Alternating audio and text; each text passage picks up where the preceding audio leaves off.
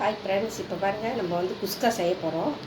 எப்படி செய்கிறதுன்னு பார்க்கலாம். அதுக்கு வந்து இஞ்சி பூண்டு 1.5 ஸ்பூனு, சோம்பு 1 ஸ்பூனு, கல்பாசி, பட்டை, கிராம்பு, அன்னாசிப்பூ, 4 ஏலக்காய், இஞ்சி கொஞ்சம். இப்போ எண்ணெய் ஊற்றிக்கலாம்.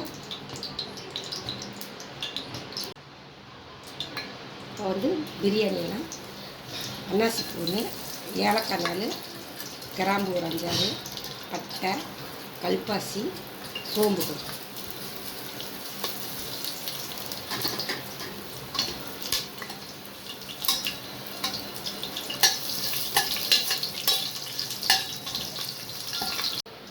பெரிய வெங்காயம் போட்டுக்கலாம்.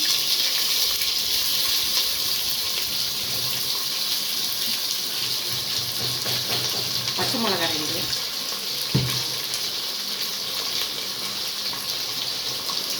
கருவேப்பிலை. வெங்காயம் நல்லா வதங்கணும். இப்போ வெங்காயம் வதங்கிடுச்சு. இப்போ இஞ்சி பூண்டு பேஸ்ட் போட்டுக்கலாம்.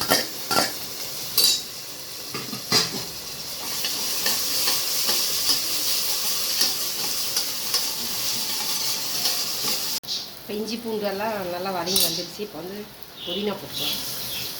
புதினா ஒரு கைப்பிடி, மல்லி ஒரு கைப்பிடி.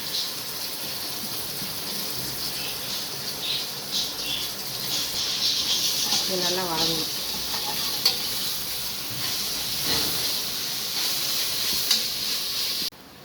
இப்போ வந்து கொத்தமல்லி புதினாலாம் வதங்கி வந்துருச்சு. இப்போ வந்து 3 தக்காளி போட்டுக்கலாம்.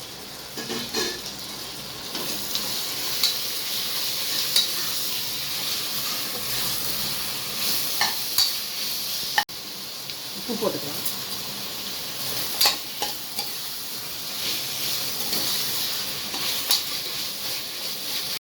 இப்போ மஞ்சத்தூள் கொஞ்சம் போட்டுக்கலாம். மிளகாத்தூள் 1.5 ஸ்பூன், கரம் மசாலா 1 ஸ்பூன்.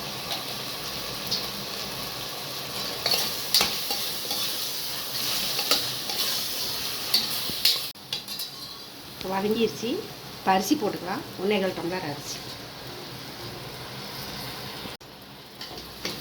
அரிசி போட்டு கலரி.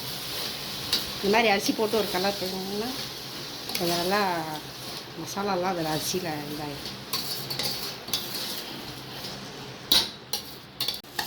இப்போ பாருங்கள் நல்லா வதங்கி வந்துருச்சு. வந்து தண்ணி ஊற்றி தண்ணி சரியா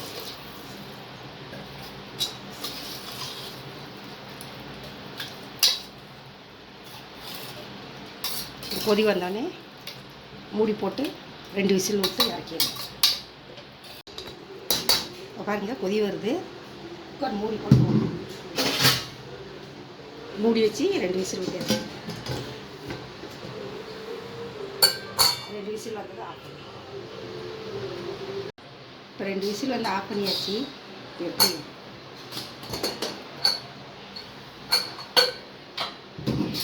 குஸ்கா பாருங்கள் எப்படி இருக்குது.